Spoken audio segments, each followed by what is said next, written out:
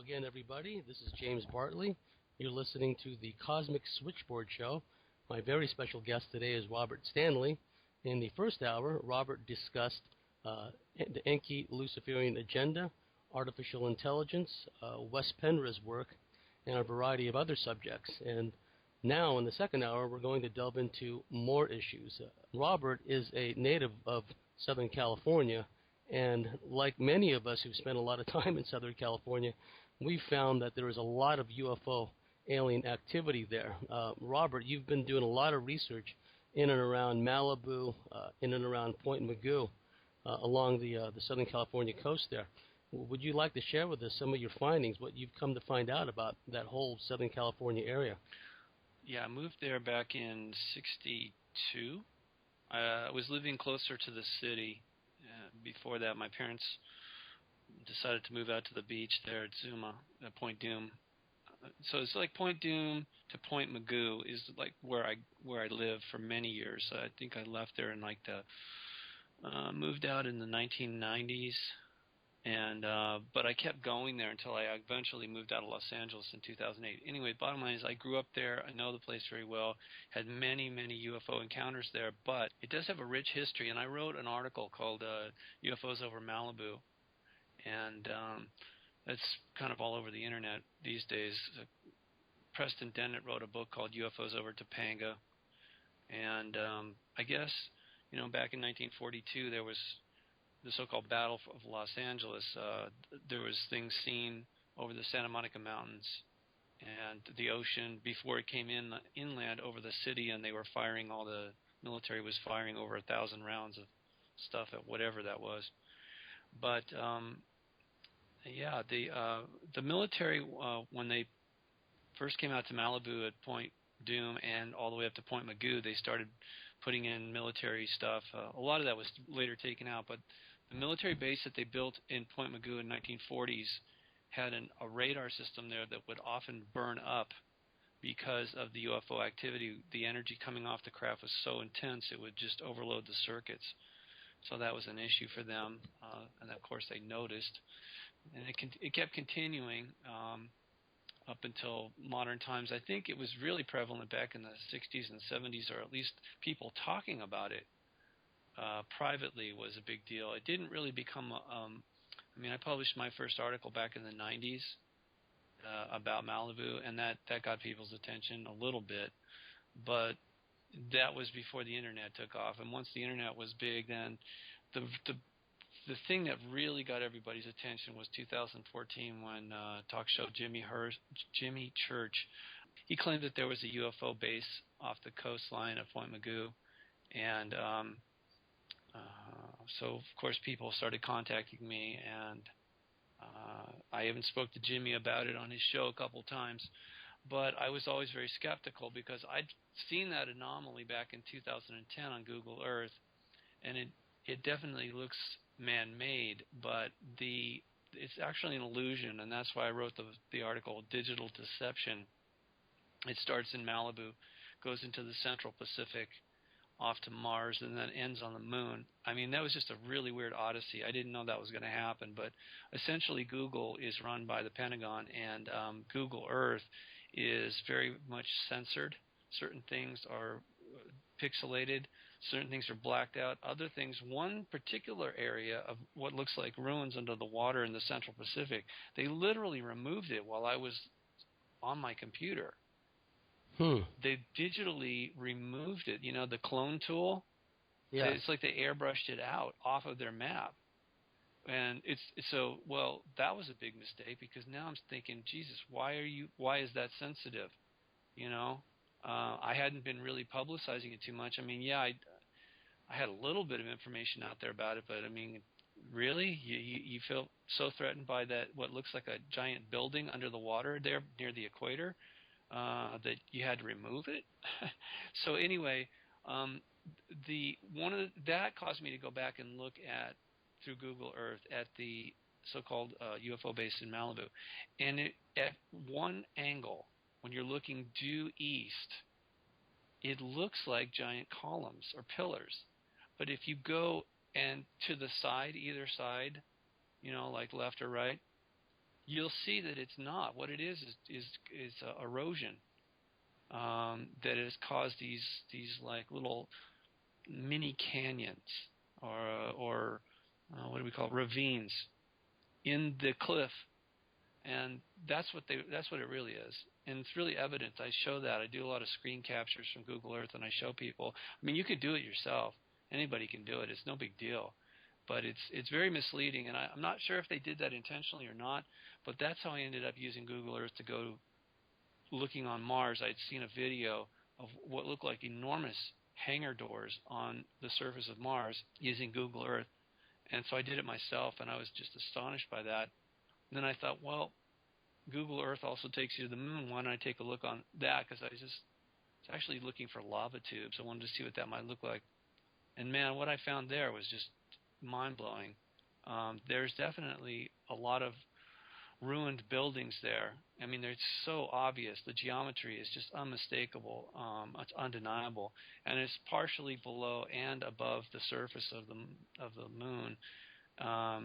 And there's just so many of them. There's no way that it has to be artificially constructed. They look blown up to me, but they're still intact more or less. I mean, but this is, I think, why they're abandoned.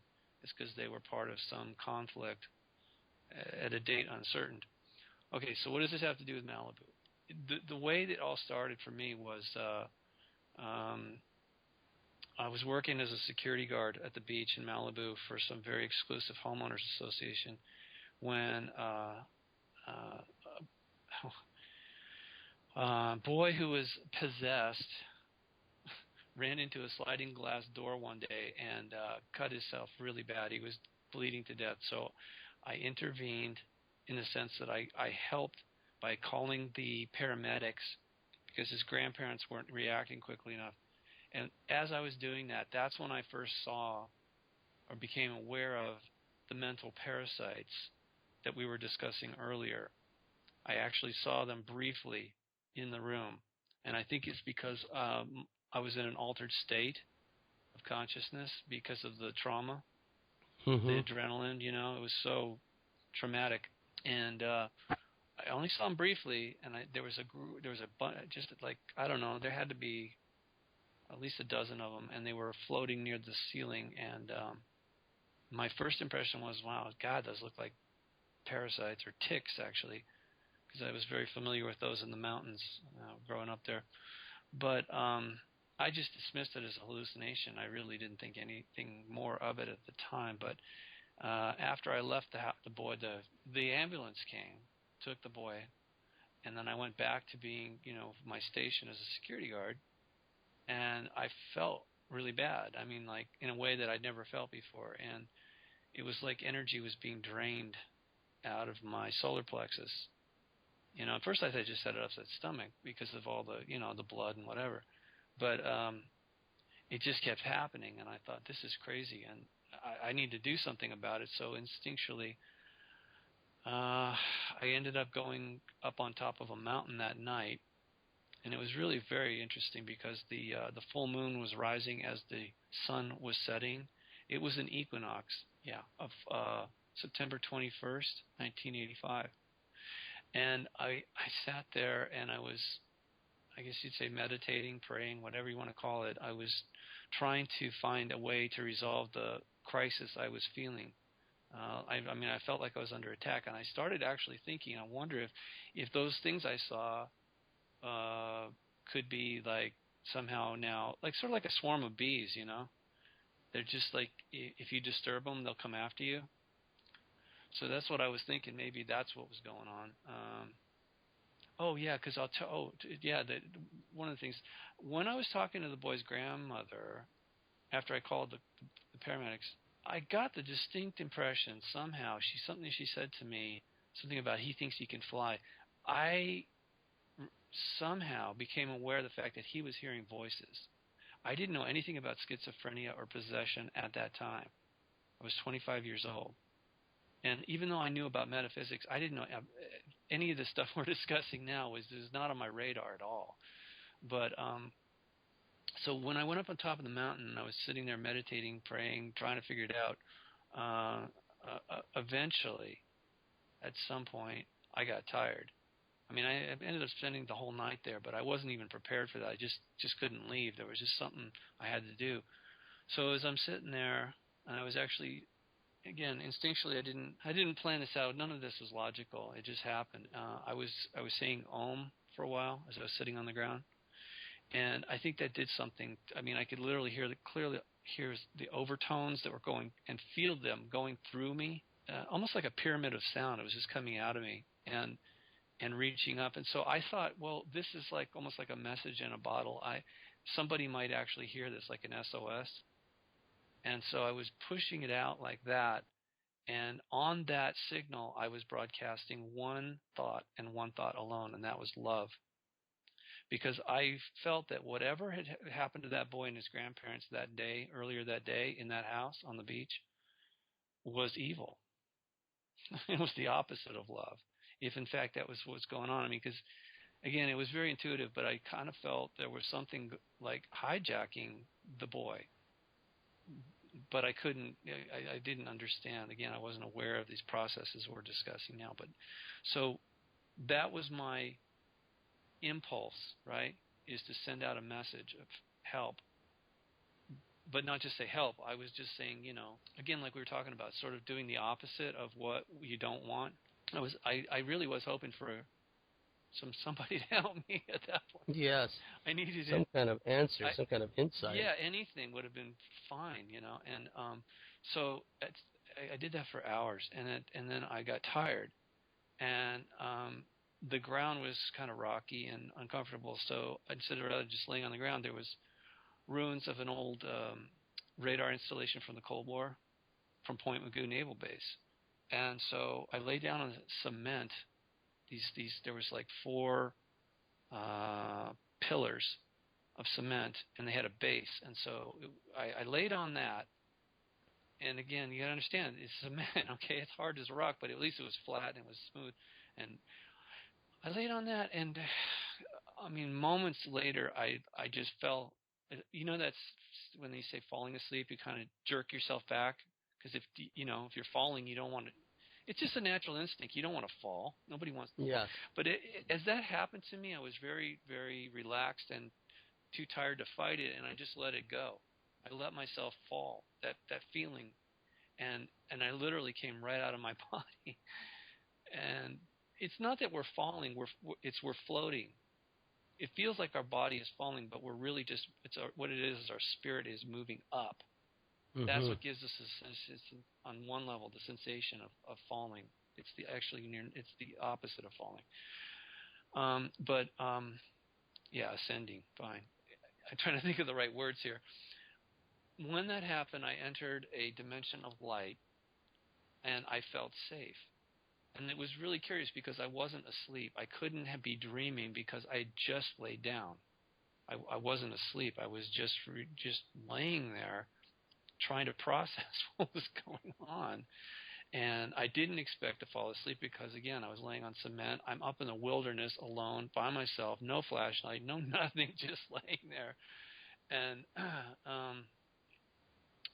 as I entered this realm of light, I did feel safe, and I was very calm until I saw something moving, and it was coming towards me, and that got all my attention was focused on it. It turned out it was a man, or at least it looked like a man, the shape of a man, and he came up and faced me, literally faced me, stood in front of me, confronted me, and he looked like Jesus. And in the sense, everybody knows what Jesus looks like according to, right? They have an image of what Jesus looks like, long hair, robe, beard, right? This guy looked like Jesus, except he was glowing brighter than the light we were in. And I looked at him, even his eyes, there was light coming out of his eyes, which was, let me tell you something. When you see something like that, it gets your attention. Okay, I never even imagined something could look like, anybody could look like that. And my only thought really was like, whoa, who is that? And he said to me, I am the Father. And I went, what? That made no sense to me at all. And he started laughing. And I know he was laughing at me. And for many years I told people, but it wasn't sinister. And that's a lie. it was very sinister the way he was laughing at me. Hmm. And the very next thing I knew, I was sitting upright. I thought I had just had a very weird hallucination. I mean, I thought it was just like, okay, I'm going to lay down here, and all of a sudden you just get like a vision, and you just sit up, go, what the hell was that? You know, that's what I thought. I really thought it was just maybe not even a minute had gone by, not even that. And then I looked off on the horizon. I guess I should have told you. When I laid down, I don't wear a watch, but when I laid down on the cement, the moon was pretty much overhead, maybe a little past directly overhead. I remember this because when I laid down, I chose one side of this particular cement pillar. It had four sides. I chose the side that was shielding my face, shading it from the moonlight because it was a full moon. It was very bright. And when I sat up, I freaked out because the moon was now setting on the horizon, which meant hours had gone by, and I could not recall anything. I went from being 100% lucid to blank, you know, and that freaked me out because I don't even sleep that well on a bed. I'm a very light sleeper. I've got issues, okay, and to have been asleep for that long on cement, I didn't. In fact, my body didn't even hurt, which was weird. None of that made any sense whatsoever. So I stood up and I'm walking around, literally talking to myself. Just now I'm really concerned. I'm thinking I'm losing my mind. I didn't want to leave until the sun came up because it was up on a dirt road and I rode my motorcycle up there and I was pretty, I don't know, I was just slightly disoriented from the whole experience. So I waited and I greeted the sunrise, which is a really interesting experience. If none of this had happened to me, there's no way I would have spent the entire night on the mountain. Remember what I said when I first showed up there? The moon was rising and the sun was setting. But then now I would stay there long enough to watch the sun rise and the moon set. Well, that's a weird thing to do. I mean, it was really a very unique experience energetically. I mean, there was something really powerful going on. And I was right there by myself, or at least I thought I was alone, on top of this mountain in Malibu. But apparently I wasn't, you know. And at the time, because I was hoping that somebody would help me, and because this guy looked like Jesus, and he said he was the Father, I'm not religious, but I do know about Christianity. I know about metaphysics. I mean, even though I was 25, I would have never thought in a million years that was Lucifer. Again, it took me almost 30 years to figure that out because he was being very coy, you know, and he also wanted me to believe that he was there to help. When in fact, again, you know, shortly after that, I was given a copy of the book I told you about before from a friend, and, you know, talking about Lucifer and these parasites or whatever things, the archons, all that, you know, would come much later, the realizations. But turns out, ironically, he was the one that created those parasites that was attacking that boy and his grandparents. And I really think the reason he confronted me was because I was interrupting something that it's all about him. Okay, so in other words, the parasites don't work autonomously. He created them. They serve him. They're part of him. They are little fragments of him, the demented fragments of him that need to feed off of this energy that's released through trauma. Anyway, when I went back to work, I know I'm sorry for jumping around here, but that's just how it kind of comes out sometimes. When I came back down off the mountain and I went back to work, I felt compelled to check on the boy because when he left in the ambulance, I figured there was a very good chance he was going to die, just bleed to death in the ambulance. And because he had literally run through a sliding glass door face first, cut his head, face, blood everywhere. It was crazy. I mean, very, very, very disturbing. And I went back over to the house, knocked on the door, went in there, and I saw his grandparents, and they were they were better, but they were still in very disturbed state of shock, naturally. And I said, "Is he okay?" And they said, "Yes, he lost a lot of blood.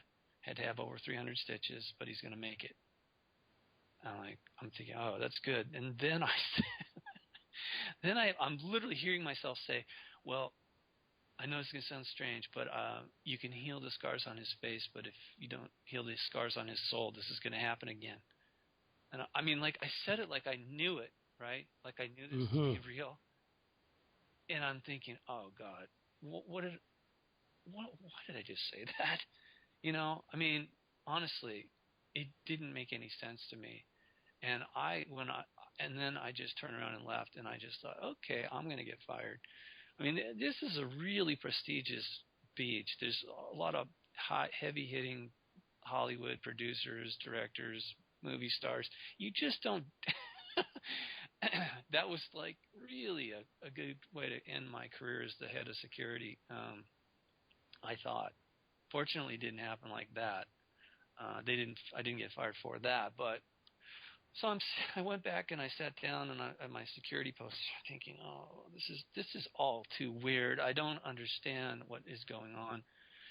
And as I'm sitting there, a girl came up to me. She was somebody I knew, and she said, she seemed really very excited, and she says, "You know what? I saw you in my dream last night." And I'm like, "So what?" And she says, "No, it was really unusual. You came and got me and taught me how to fly." And I'm like, okay. I mean, I was really tired. I was so confused at that point. I didn't care what she's saying until she said, "Yeah, you know, you took me up to the mountains and you taught me how to fly." I said, "Excuse me?" She said, "Yeah, we went up to the mountains." And I said, "Wait a second. You and I were in the mountains last night?" And she said, "Yeah." And I wasn't getting it at first. And then you got mad and you like put me in a shopping cart and then I thought, oh, this is ridiculous. So I jumped out of the shopping cart and I started to fly. And she said it was really kind of cool. And it was like Peter Pan. And you and I flew back to my house and you made sure I got back into my room and then you left. I'm like, whoa, okay. Well, and then I'm thinking maybe was that what I was doing for all the, for those hours? Like, well, but that wouldn't have taken hours. I'm starting to think that I mean, literally now it's like, okay, I'm glad she's telling me this, but it's making me really question everything. I'm like, what is going on? At the end of the day, I go home. The phone's ringing. It's my grandmother. She says to me, "Robbie, I saw you at the foot of my bed last night. And you were trying to tell me something, but for the life of me, I can't remember what it was," because she said, it was so amazing. It was the most amazing dream I've ever had. She said, "You were lit up like a Christmas tree." She said, "There was light sparkling all around you, and you were talking to me, but I can't remember anything of what you said." It's like, whoa, okay, this is getting really too much. I love my grandmother, but I'm like, I'm sorry, I got to go. I was having I thought I was having a nervous breakdown. Well, how could my nervous breakdown be affecting these women, right? They don't know each other. One of them, if I was standing in the mountain looking due east, one of them, the young girl would have been to my right. My grandmother, elderly woman, would have been to my left, literally, just down below the mountain, but as the crow flies, or as I guess I was flying, it would have been very easy to spiritually or astral travel in the astral to either one of these women. Again, I don't think that would have taken hours. I suspect that one of the reasons I said what I said to the boy's grandparents is because I probably visited him in that other dimension or that other state of being and checked on him and saw that there were scars all over his soul or his light body was probably, it wasn't. Yeah, he did. He not only had cuts to his body, there was something scarring his soul, and I believe it is these parasites feeding off of him. So anyway, that was the beginning of things that really got. That's how, it's not like I had nothing before that, James. It's just that was the real serious turning point for me in Malibu, and not only did I started really heavily investigating paranormal stuff, but I found that Okay, so my impulse again was to go back to the mountain, and I was hoping to see this guy again and ask him some questions. I didn't know if I had to go out of body or does he live there or what. I mean, really, I had no clue what was going on, but I just thought, well, let's just see. Let's just see what could it hurt. I'll go back and see. When I went back to the mountain, I went to it.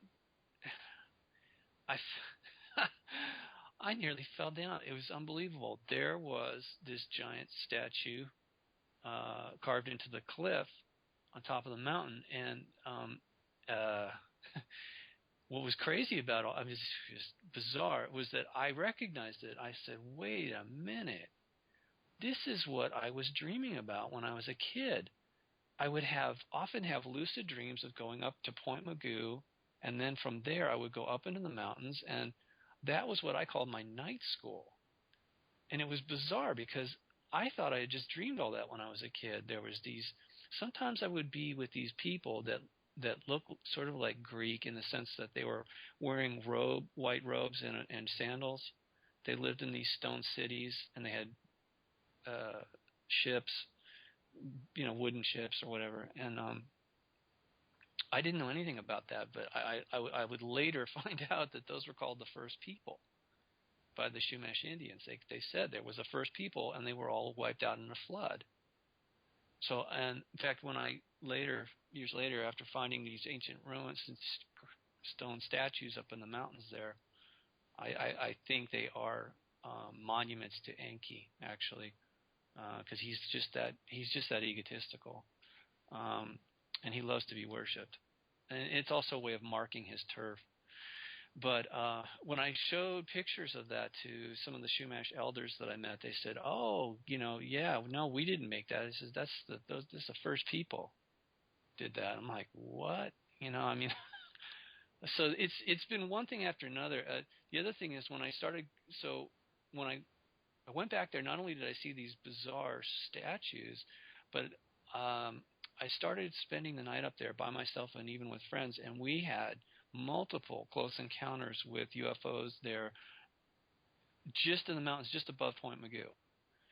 So when Jimmy Church claimed that there was a UFO base there, at first I thought that makes sense. That would make sense, But the more I looked at the photos and I thought about it, I realized, based on my investigations of UFOs in Washington, D.C., that these things don't need a base of operations here. Yeah, they could have them under the water or under the ground. But they don't need it. They use portals, wormholes, stargates, a doorway that they create, literally just pop in and out from wherever they're coming from. That's the best way that they get here, and so that precludes them having to have a massive base, like a space base for them, right? They don't need that, and when I say a doorway, I mean like they not just for little ships, they can bring massive motherships in through these things, and I'm sure they do travel like that. But so Malibu has a very unusual history, not only of UFO activity, but I saved the boy I told you about. He was just one of three people that I saved their life. I feel that I saved their life. One boy was drowning, saved him down at the beach. There was another guy almost walked off a cliff up in the mountains one night, and I saved him from doing that. And but I personally know 9 people that committed suicide in Malibu, and I almost became one of them in 1991 when I was investigating these androids and artificial intelligence, specifically alien abductions, the Greys being cyborgs. I was getting very close to something that obviously the Luciferians didn't like, and so I was laying in bed. I was really ill, and I got a phone call. At the time, I'd already been to 57 countries. I have to tell you that because I mean, you travel around, you see other cultures, you hear other languages. I mean, I only speak English and a little Spanish, but man, I'm telling you, when I picked up the phone, I didn't recognize the language. All I could tell was that whoever it was, it sounded like a male voice, and they were angry. There was no greeting. Okay, it's as soon as I picked up the phone, that entity was already in mid-sentence, and it was angry, and I could not comprehend the language. I tried. Nothing it said made any sense to me whatsoever. I mean, I know it was speech, and it wasn't. It sounded a bit mechanical, but not like Stephen Hawking kind of thing. It just sounded a little bit off. But the signal was really clear, and I also heard a lot of really weird machinery going on in the background. Hmm. And the thing was, I was laying there thinking that I'm not sorry. Just before I picked up the phone, I was thinking, I'm not sorry for investigating what's going on here. I have a right to know if there's androids abducting people, etc. And then I got that phone call, and I mean, I'm listening, and I couldn't understand anything. So I said, I'm sorry, and then I hung up. And then I thought, wait a minute. I just did the opposite. They just got me to do the exact opposite. They got me to say I'm sorry, even though it was a slightly different meaning. They got me to say the words I'm sorry, when in fact I was just thinking I'm not sorry.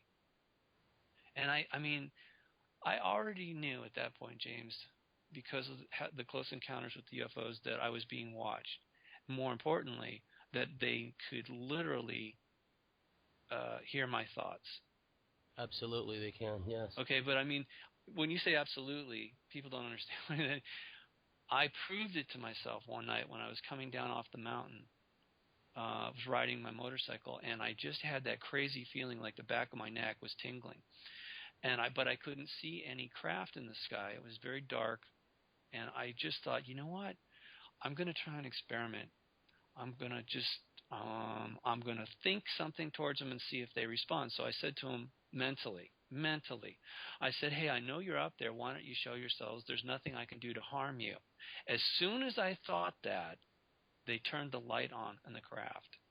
And I damn near wrecked my motorcycle because I was so freaked out by whoa, wait a minute. It's like, and I was completely focused on looking at them, and then after a few seconds, they shut off the light, and then I just pulled over.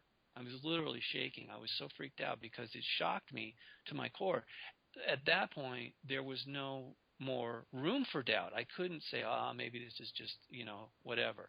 It was obvious. That was the result of the experiment, and it was a positive result, but it had a negative effect on me in the sense that, the illusion of privacy was gone. I couldn't even pretend my life was there's no such thing as a private life anymore at that point. And naturally, I was extremely curious, okay, who the hell are you guys? Why are you following me around? Why don't you provide some more answers? Naturally, if somebody was doing that, let's just say there was no aliens. If that was a human agency doing that to you, wouldn't you get really suspicious? Wouldn't you figure that they have an agenda, a covert agenda? Because as far as I know, I wasn't doing anything wrong. So why are you surveilling me? Why can't you just communicate directly? What the hell's going on with you guys? So, I wanted to believe that, and I still do believe there's benevolent ones. But, I've matured a lot since then. And I've come to realize that we're being played. This is good cop, bad cop routine that they pull on us a lot. So, but the thing is, when the AI called me, when the android called me, I know that sounds totally nuts, people. I know that sounds like I'm crazy, but I'm not, okay? I'm sorry. Just deal with it because I have had to deal with it. I became suicidal. The reason I felt suicidal is because not only had they manipulated me in ways that I didn't appreciate at all, but I felt like there was no hope for myself or humanity in the future if these things were able to do this at will. Where's the cavalry? Who's enforcing any rules here? It just started to compound in my mind that there's nobody protecting us from these guys, whoever they are, whatever they are. And I lost all hope. And I think they did that. I know they did that intentionally. And I thought, well, screw it. If that's the way it is here and there's no way to fix it, I don't want to be here. Okay? And I reasoned that I was going to jump off a cliff in Malibu. And at that same location where I'd met Lucifer, not knowing it. Wow. Yeah. That's pretty deep. And I know. and the what comes to me is a person with not as much discernment as you might have taken that experience with Lucifer as a contact with like an ascended master or something. Well, I did. And then they could have gone off on some tangent of like, oh, yeah, right. I heard the voice of God and told me to do this, X, Y, and Z. And I'm sure a lot of people have that experience. I mean, he wasn't asking me to do anything. However, because he was so vague about it and because I was hoping against hope at the time that he was there to help me, for many years, when I was in a situation, I would visualize him and I would ask him questions because I knew we were in contact. I knew they, like I said, look, I've already proved to myself that they can hear us. They can hear my thoughts for sure. So I thought maybe I should just send him mental messages and see what happens. And it was working. It really was working, or at least I thought it was. I wasn't asking him to save me from anything, but there was a communication going on there as far as I could tell, up until the time that I realized finally who he is and what he's doing. But yeah, it's very deceptive. It's really a problem. did there come a point in time when you said, okay, I've kind of figured out who you are, Lucifer / Enki, Yeah. and like I pretty much learned everything I need to learn about you personally, and here's where I get off the bus kind of thing, Yeah. where I'm just going to detach from you. I'm still going to learn everything I can about you, but your immediate presence, I need not kind of thing. Yeah, it was like that. And so last year, actually, like I said, it was 2014 is when I finally, thanks to, in large part to the writings of Wes Penry, it's when I started to finally get a clue. And so 2015, yeah, it's really started getting clear in my mind, and it was making me upset. I was kind of angry, and I thought, wait a second, that isn't going to help anything. So I you know what? I'm going to send him a message, and it's just kind of what you just said. I just told him, hey, look, I know who you are. You can't trick me anymore. If you want me to help you get well, I'm happy to do that, but it's going to be on my terms, not yours, because you're insane. Whether you recognize it or not, I know who you are and what your problem is. And I know this sounds cheesy because it's straight out of Star Wars, but I said, Father, I know there's good in you. I can feel it. And that was like the classic. I know, it's like the last thing. And I know it's really stupid, but it's 3 a.m. I'm laying in bed, wide awake, thinking about this like intently. And as I had that thought, like, you know, he really was. He was a god prior to becoming insane. You know, there's still part of him that would have to be. And as I had that thought, it literally, there was like a rush of energy from my feet all the way to the top of my head, and I go, well, that message got sent. Whether he wanted to hear it or not, I'm sure that message got sent. I don't know how he received it, how well he's received it, because you never know. That's the thing with people with multiple personality. You don't know which personality you're going to be dealing with at any given moment.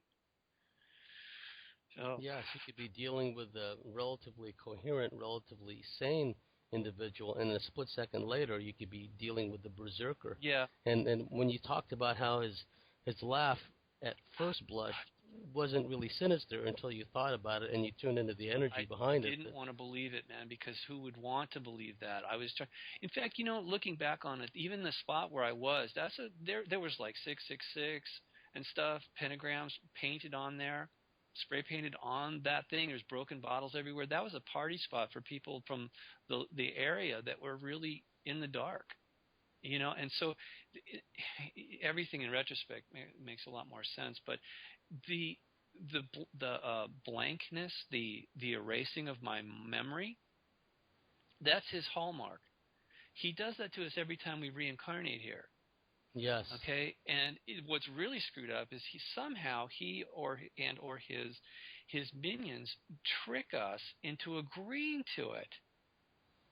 Yes. That's really screwed up, but he does it. They do it to us. We agree, supposedly for our own good, because they're really good at tricking us. I mean, even the so-called, think about it, what I said, how bright he was. That's the light we see at the end of when we're going through the tunnel, when we're having near death or out of body experience. That's his light. That's his false light. And we're drawn to it like a moth. We're like, oh, there's home, the lights are on. And he knows that. They know that. Yes, and there are people that have reported near-death experiences where they find themselves in this dark, I don't want to call it void, but like, say, a dark really space. Yeah. But from the perspective of some of the people I spoke to, they didn't feel fear. They felt like a oneness with the darkness, and they didn't feel like the kind of ecstatic nirvana state that the people going through the light tunnel describe. I see, yeah. Yeah, well, so they felt that it was more of a real deal when they had their near-death experience. Yeah, you know what? Almost in a womb-like situation. Yeah, it could be. And, so the other thing I find very suspicious is that most people who have near-death experiences are told at some point, it's time for you to go back. You need to go back. And that's just so-called near-deathic people. I'm sure that they do that to everybody as part of the soul trap here.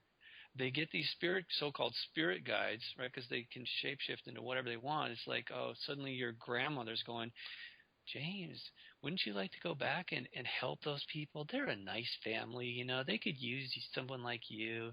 You still got a mission to complete and whatnot.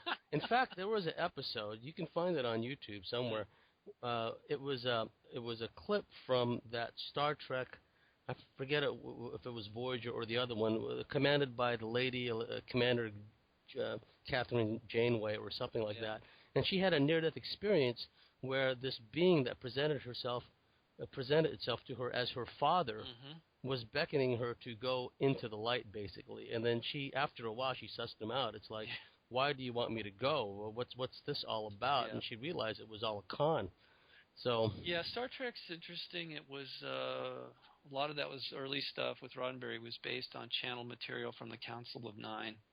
Yeah. And people think he's just a Los Angeles police officer came up with some great sci-fi crap. No, it's not like that. None of it is. It's all smoke and mirrors, more subterfuge, or actually sophistry, to be more specific. That's a Gnostic term for the goddess Sophia. I love how the Gnostics allegedly blamed the goddess for all this nonsense, right? That she created the Aeon and the Archon and all this crap. I don't believe that for a minute. It's just more of Enki's convoluted crap. In other words, he loves to make excuses, and it's a con job. That's what it is. And what's interesting is you found that, and others have found that certain locales around the world seem to be a hot spot for this kind of Luciferian, Enki kind of energy, if you will. Yeah. And another place, not surprisingly, that you found through your own research is what's going on in Washington, D.C. Right. And many people on the UFO field are familiar with the flyovers and two successive weekends of July 1952. But what's been going on there recently is like a cut above that. Can you, in the time you've got left, can you talk about what some of your findings are regarding Washington, D.C. and the alien presence there? Yeah, actually, you can. All right, so if you go to my website, there's a section on books there, if anybody wants to read it. If you want to read the first book for free, I'll tell you how it's done. Go to my article section and click on Technoside, that new page there. The first link there is to Wes Penry's new book. In that book, he has a link. I gave him a link to a free copy of my first book, Close Encounters on Capitol Hill. Okay, I know that's a long way around, but if you want a free copy of that book, it'll tell you exactly this entire story in great detail. In summary, though, what you said about 1952 is not accurate. The media reported it three times, July twice, August once, that there was flyovers and attempted military intercepts in 1952 over the Capitol. In fact, there was at least 80 different events in the public record of UFO activity in Washington, over Washington, D.C. in 1952. One of them was really dramatic because it was part of an attempted shoot down during an aerial battle that raged all the way from Florida up to Washington, D.C. And one of the disabled craft literally passed over the Capitol. It was described as a meteor. Yeah, sure, that happens every day. The slow-moving, burning meteor passing over the Capitol. Crash lands over in West Virginia. A reptilian gets out. There was a rescue attempt made by one of the other craft, and apparently they effectively – one of the reptilians died. Another one was escaped or was recovered by his own people. But yeah, there's a lot more going on. Washington, D.C., the first book, I think I have over 200 eyewitness accounts from 1850 to 2006. And that includes radar returns and attempted military intercepts. In 1952, it was big news. In 2002, it kind of made a small amount of news on Fox.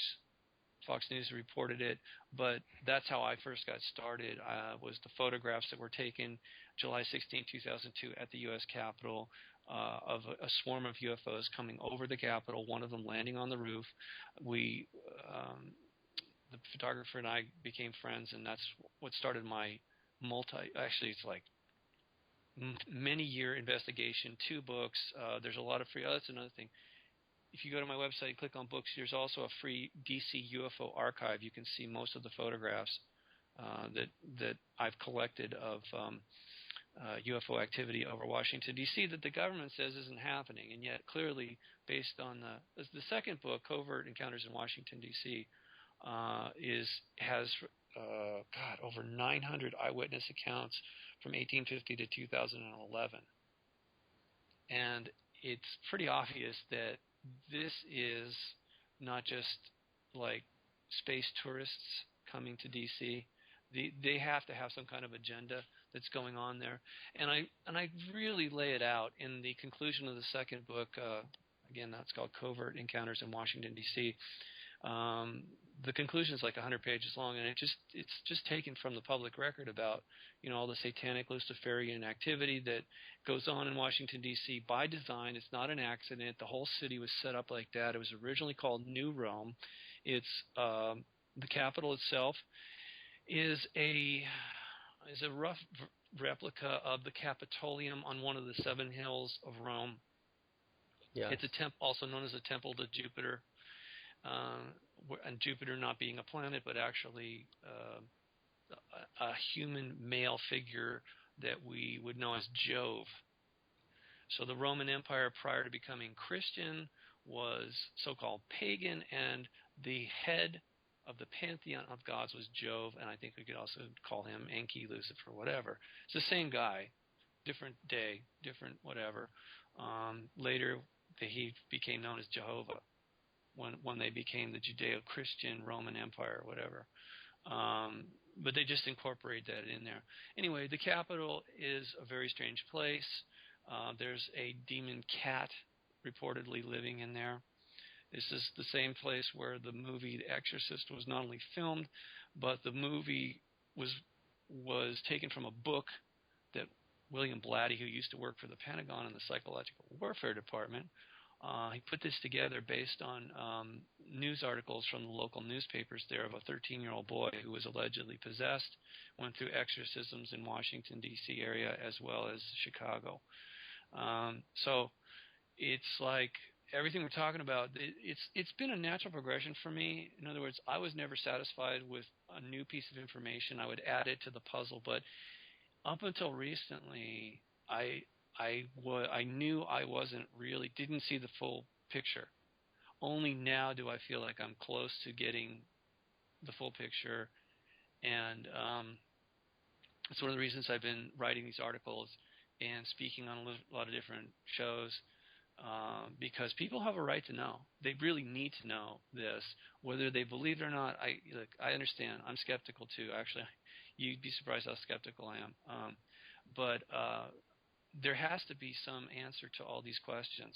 Okay, I mean, really, if you can't have controlled prohibited airspace over the Capitol, and yet these things just keep popping in and out whenever they feel like it. That doesn't make any sense. Okay, there has to be a reason for that. There has to be a reason why they don't just land and just step out and have a press conference and tell everybody what's going on. You see, I mean, so by definition, it is covert. It is. If those aren't national security threats, and if those landings don't have national security implications, then what does? Exactly, and yet the government denies it officially. Unofficially, in the second book, I was contacted by the U.S. Capitol Police. They acknowledged off the record, but through official channels, they acknowledged that the photographs that I was reporting on matched what their officers who patrol the grounds at the Capitol, what they are recording in their logs, and they gave me 2 examples. Wow. One of them was really striking in that was during the daytime with a group. They give group tours of the Capitol, and yes. so they used to wait outside the Capitol and then be ushered in by the Capitol Police. One day, around 11 o'clock in the afternoon or morning,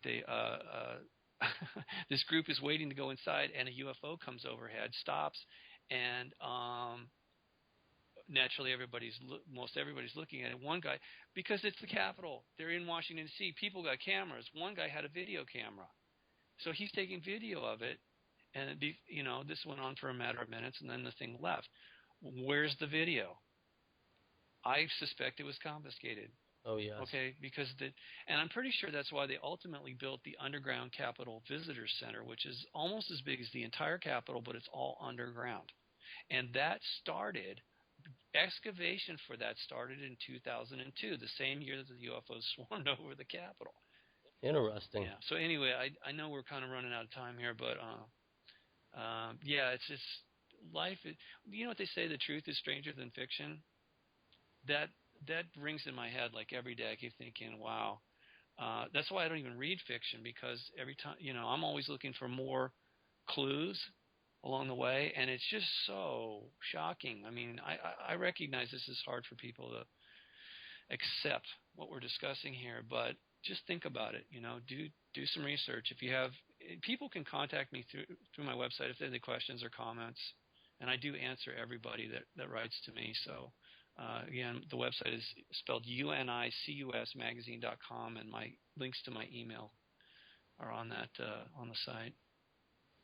Well, we would love to have you back on here on the Cosmic Switchboard Show.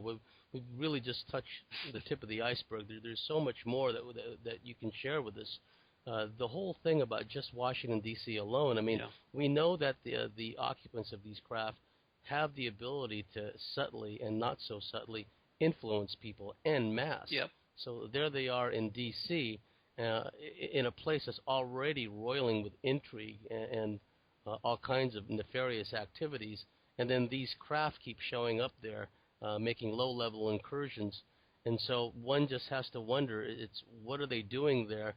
Who are they interacting with? Who are they influencing? What is their purpose? And we know that Washington, D.C. was created based on astrological principles, that the foundation stone was laid at the Capitol building to coincide with the rising of Virgo in September 18th, and so on and on and on. The whole city was laid out in basically esoteric terms, and now we have these constant alien presences there. So definitely we would like you to come back, and we will have all of Robert Stanley's information, his links, links to his books on the Cosmic Switchboard website. And so, Robert, thank you very much for coming on. This has been a pleasure, and a lot of us in the field admire you, admire your work, and would really love to follow what you're doing going forward. Great. Thank you, James. It was a pleasure speaking with you. Great. You've been listening to the Cosmic Switchboard Show. And this is the end of this week's segment. You've been listening to our very special guest, Robert Stanley. Good night, everybody.